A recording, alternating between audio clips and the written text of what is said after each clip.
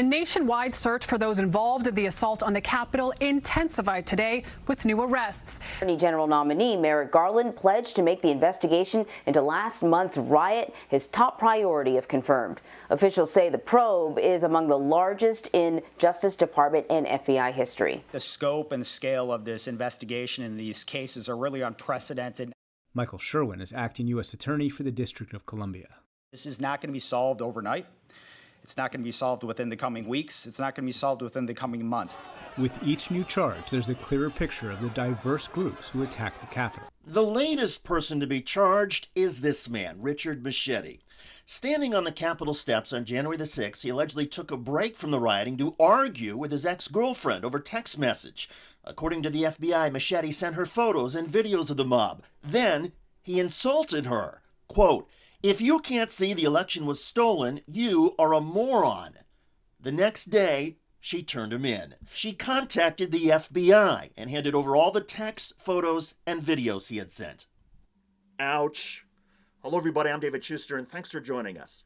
Richard Machete lives in Ridley Park, Pennsylvania. He has now been charged with knowingly entering a restricted building, violent entry and disorderly conduct on Capitol grounds, and obstruction of Congress.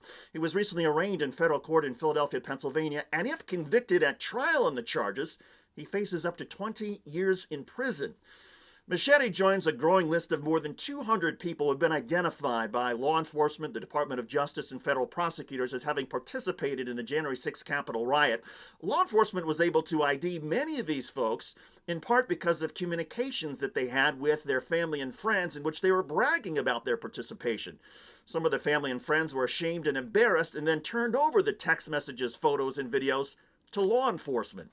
In Machete's case, one of his final communications with his ex-girlfriend on January the 6th, he referred to the tyranny that he saw at the Capitol and asked her what should be done about it. Well, what she did was go to the FBI, at least call them, the very next day.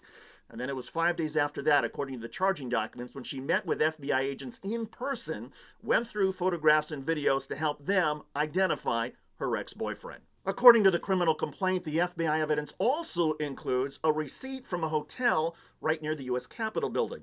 Machete allegedly stayed there the night before January the 6th and then checked out the morning of the riot. In any case, would Richard Machete have been identified, would he have been caught, had it not been for him texting from the riot to his ex-girlfriend, arguing with her and insulting her?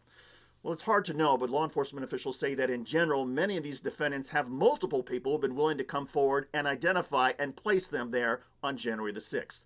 And in Richard Machete's case, it underscores yet again that many of these alleged insurrectionists are not exactly the brightest members of our society. Thankfully, they have contacts and, yes, ex-girlfriends who've been willing to step forward and recognize the danger in all of this. Break all the windows!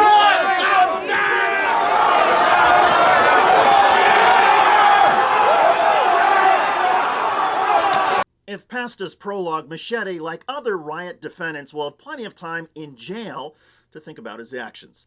And perhaps behind bars, he will look at himself in the mirror and reapply that word he used, moron.